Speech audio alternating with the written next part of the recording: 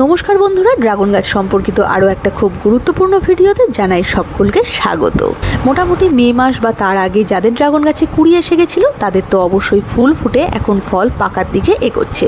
আবার বিভিন্ন ড্রাগন গাছে ফল দেখা যাচ্ছে পেকেও গেছে, কিন্তু এই ফলগুলো হারভেস্ট করার আগেই দ্বিতীয় পর্যায়ে আবার নতুন করে ফুল আসতেও গাছে শুরু করে দিয়েছে।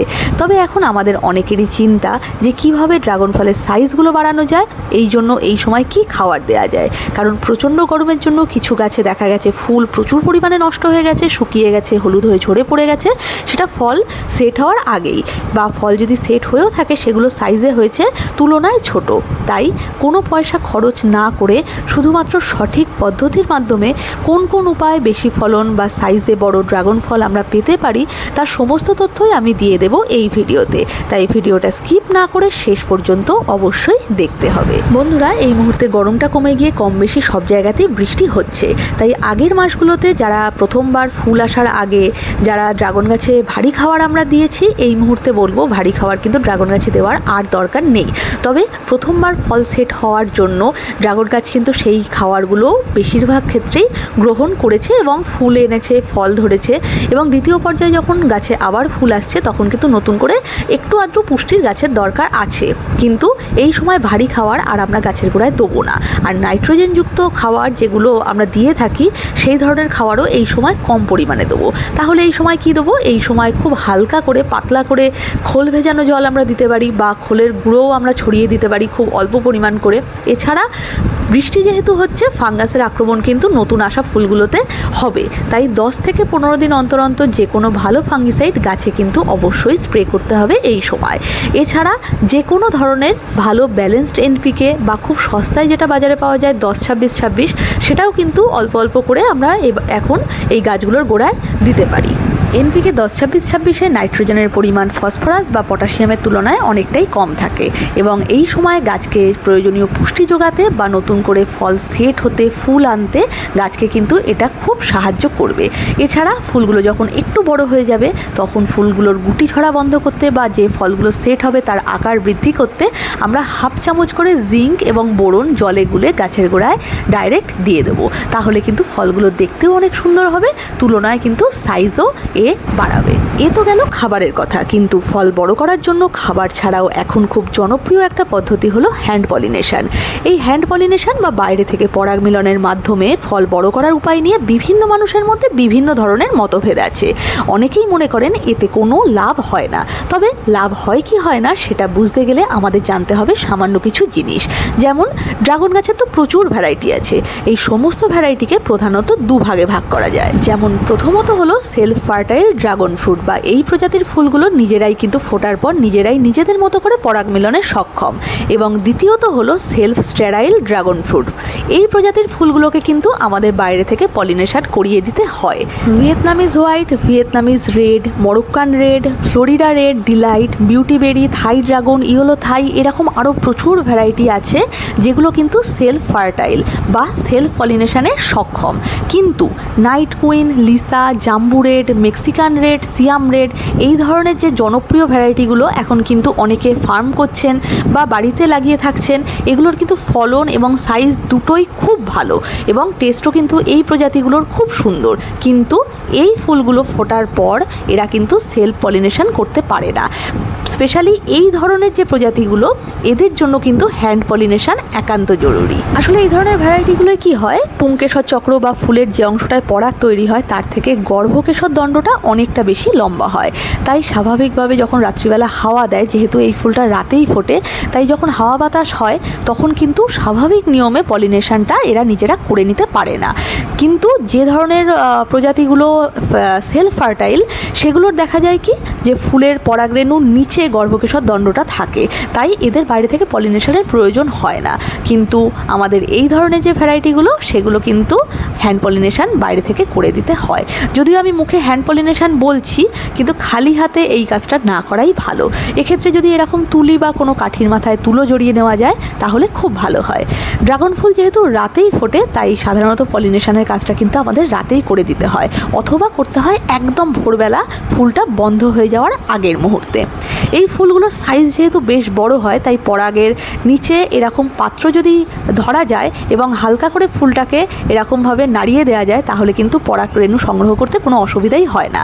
তারপর তুলির মাথায় সামান্য রেণু নিয়ে গর্ভকেশরের মুখে এইভাবে দিয়ে দিলেই পলিনেশন কমপ্লিট। আসলে আমরা বেশিরভাগ মানুষই ড্রাগন গাছ লাগানোর আগে যে ভুলটা করি সেটা হলো শখে আমরা যারা ড্রাগন গাছ বাইরে থেকে কিনে আনি অথবা কোথাও থেকে কাটিং সংগ্রহ করি, তখন বাড়িতে বসানোর আগে আমরা এটাও দেখি না যে আমরা কোন প্রজাতির ড্রাগন গাছ লাগাচ্ছি বা সেই প্রজাতির আদেও পলিনেশন প্রয়োজন আছে কিনা বা এর ফলন কেমন হয়, এসব না জেনে শুনেই আমরা জাস্ট একটা ড্রাগন গাছ লাগাবো বলে ড্রাগন গাছের একটা চারা কিনে আনি।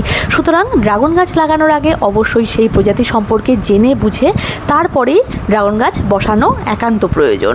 আর যে প্রজাতির ড্রাগন গাছের পলিনেশন প্রয়োজন হয় না তাতে যদি আমরা বাইরে থেকে পলিনেট করি তখন দেখা যাবে ফল যে সাইজটা হওয়ার সেটাই হচ্ছে, অথচ আমরা মনে করব কি যে এই পদ্ধতি কাজ করছে না, কিন্তু আসলে তা নয়। শুধু সিম্পল একটা কথা মাথায় রাখতে হবে যে ফুল ফোটার পর যখন দেখা যাবে পুংকেশর চক্রের থেকে গর্ভকেশর দণ্ডটা সাইজে অনেকটা বড়, সেই ফুলগুলোতে হ্যান্ড পলিনেশন প্রয়োজন আছে।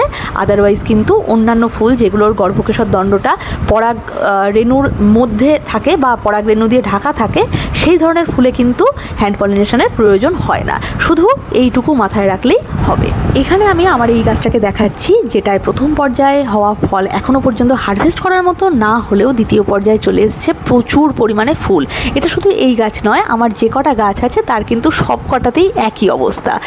আর এর আগে গাছে আমি কিভাবে পরিচর্যা করেছিলাম, কী কী খাবার দিয়েছিলাম তার সম্পূর্ণ ভিডিও লিঙ্ক এই ভিডিও ডেসক্রিপশানে দেওয়া রইল বা চ্যানেলেও দেওয়া আছে, চাইলে কিন্তু অবশ্যই একবার দেখে নিতে পারো। এছাড়া প্রতিটা ডালেই কিন্তু এসছে প্রচুর পরিমাণে ফুল, একাধিক ফুল।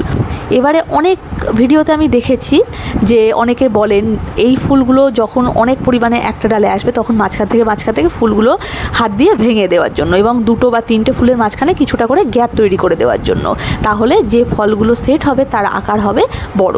তবে এই মতের আমি পক্ষপাতী একেবারেই নই। আমি কোনো দিন এরকম অনেক ফুল আসলে মাঝখান থেকে নিজে হাতে কখনো ফুল ভেঙে দিইনি, কারণ আমি মনে করি প্রতিটা গাছেরই এই ক্ষমতাটা থাকে, প্রতিটা ফল গাছেরই এই ক্ষমতা থাকে যে কোন ফুলটাকে সে আলটিমেটলি ফলে পরিণত করবে আর কোন ফুলটাকে সে জায়গার অভাবে আগেই ঝরিয়ে দেবে। সুতরাং এই দায়িত্বটা প্রতিটা গাছের ওপরই দেওয়া ভালো। যেহেতু আমার এই গাছে এখনও পর্যন্ত হারভেস্ট করার মতো ফল হয়নি, তাই এই গাছটারই আগের বছরের একটা ভিডিও দেখাচ্ছি যেখানে আমি একদিনে একসাথে বেশ কটা ড্রাগন হারভেস্ট করেছিলাম। আর সেই ফলগুলোকে দেখাচ্ছি, সেই ফলগুলোর কিন্তু প্রতিটার ওজন হয়েছিল 350 থেকে 450 গ্রামের মধ্যে, অর্থাৎ মোটামুটি 19-20 এক সাইজের। আর এর ফুল যখন এসেছিলো তখন কিন্তু আমি হ্যান্ড পলিনেশন করে দিয়েছিলাম, এবছরও করেছি। তাই 450 গ্রাম ওজন বা 350 গ্রাম ওজন কিন্তু একটা ড্রাগনের পক্ষে বেশ সুন্দর ওজন বলা যেতে পারে এই প্রজাতিটার ক্ষেত্রে। তাই হ্যান্ড পলিনেশন একটা খুব বিজ্ঞানসম্মত উপায় ফল বড় করার জন্য। এছাড়া ক্রস পলিনেশনের মাধ্যমেও ফলের সাইজ বৃদ্ধি করা সম্ভব। যেমন কোনো ড্রাগন গাছের প্রজাতির হয়তো ফলটা সাইজে ছোট হয় অথচ খুব টেস্টি মিষ্টি হয়, আর কোনো প্রজাতির হয়তো ফলের সাইজটা বড় হয় কিন্তু মিষ্টতা কম থাকে। তাই এই ধরনের যে প্রজাতিগুলো হয়, এই 2 ধরনের আলাদা আলাদা প্রজাতির পরাগরেণু নিয়ে যদি ক্রস পলিনেশন করিয়ে দেওয়া যায় তাহলে এই 2টো প্রজাতির ফলের সাইজই হবে বড় এবং মিষ্টত্ব বা স্বাদ হবে এর আগের তুলনায় অনেক বেশি। ক্রস পলিনেশন কিন্তু আরেকটা বৈজ্ঞানিক উপায় যেভাবে আমরা ফলের সাইজ বৃদ্ধি করতে পারি, কিন্তু ক্রস পলিনেশন সবসময় মনে রাখতে হবে 2টো আলাদা আলাদা ধরনের প্রজাতি বা গুণসম্পন্ন ড্রাগনের মধ্যে হয়ে থাকে। তো বন্ধুরা, এই সময় গাছে ফুল আসার পর কিভাবে কোন খাবার দিলে ফলের সাইজ বাড়বে বা ফল ভালো হবে, বা হ্যান্ড পলিনেশনের মাধ্যমে কিভাবে ফলের সাইজ বাড়ানো যায় বা ক্রস পলিনেশনের মাধ্যমে কিভাবে ফলের সাইজ বাড়ানো যায়, সেই নিয়ে আমার যেটুকু জানা তথ্য সেগুলো তোমাদের সাথে শেয়ার করলাম। যদি ভিডিওটা ভালো লাগে তবে অবশ্যই একটা লাইক করো, বন্ধুদের সাথে ভালো লাগলে ভিডিওটা শেয়ার করতে পারো। এছাড়া যদি এই চ্যানেলটায় নতুন এসে থাকো বা নতুন হয়ে থাকো, গার্ডেনিং সংক্রান্ত বিভিন্ন তথ্যের জন্য চ্যানেলটাকে কিন্তু অবশ্যই একটা সাবস্ক্রাইব করে দিও, তাহলে নেক্সট টাইম আমি ভিডিও দিলে তোমাদের কাছে তার নোটিফিকেশান পৌঁছে যাবে। আজকের মতো তাহলে নিচ্ছি বিদায়, আবার দেখা হচ্ছে নতুন কোনো টপিক নিয়ে নেক্সট ভিডিওতে। ততক্ষণের জন্য সকলে ভালো থেকো এবং সাধ্যমতো নিজেদের চারিদিক সবুজ রেখো।